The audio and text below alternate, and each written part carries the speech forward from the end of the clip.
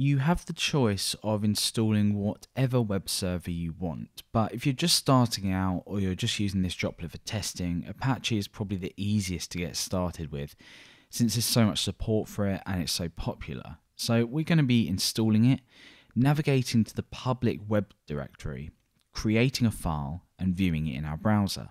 So we'll make real progress in actually seeing the fruits of our labour when setting up a server like this.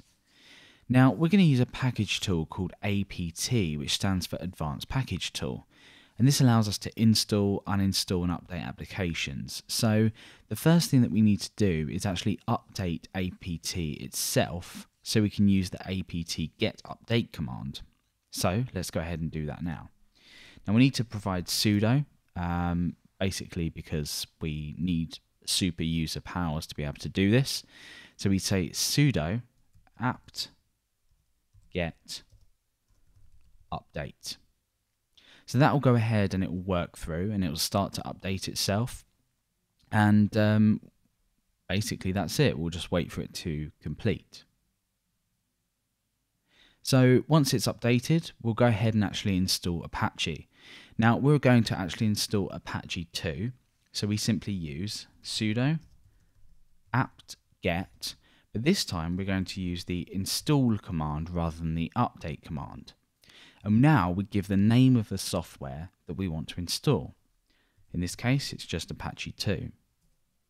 So we go ahead and run that, and we can answer yes or no to the following question. In this case, it's going to be yes, otherwise it won't install. And this will go ahead again and run through. And that's it. It's as simple as that to go ahead and install Apache. Okay, so now what we're going to do is head over to the browser and use the IP address of our droplet to see if everything's working as expected. So we know that we can find the IP address of our droplet here. You should already have it because you've already connected to your server. But now what we're going to do is we're going to paste our server IP in, or paste our IP in, and we see the default message that's provided by Apache. So everything's working as expected.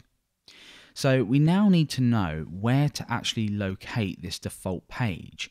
And we're going to go ahead and we're going to create another file in here as an example to go ahead and access that. So we're going to be doing a little bit of editing from within our server using SSH. But we'll go ahead later on and install or use SFTP to access files. So let's go ahead and do this now. So your public facing directory is located in var /dub. So let's go ahead and go over to this directory. And let's do a directory listing here. So you can see that we've got this index.html file. And that's the file that we saw in the browser a moment ago.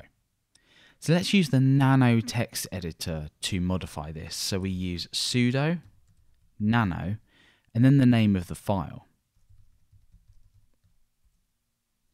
So now you can see the contents of index.html.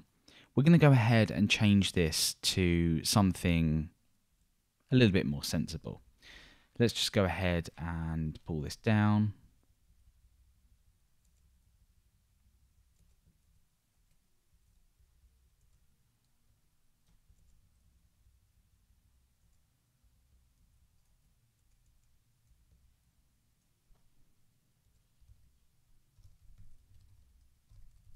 And we'll just go ahead and give this document a head. We'll go ahead and give it a title.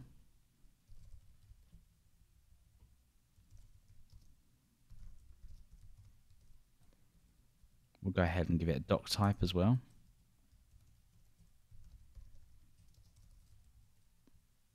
And we'll go ahead and give it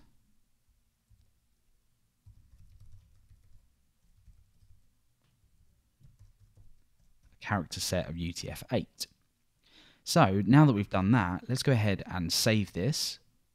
So I'm going to hit Control and O and then hit Enter. That's going to save that file. Then I'm going to hit Control and X and that's going to exit.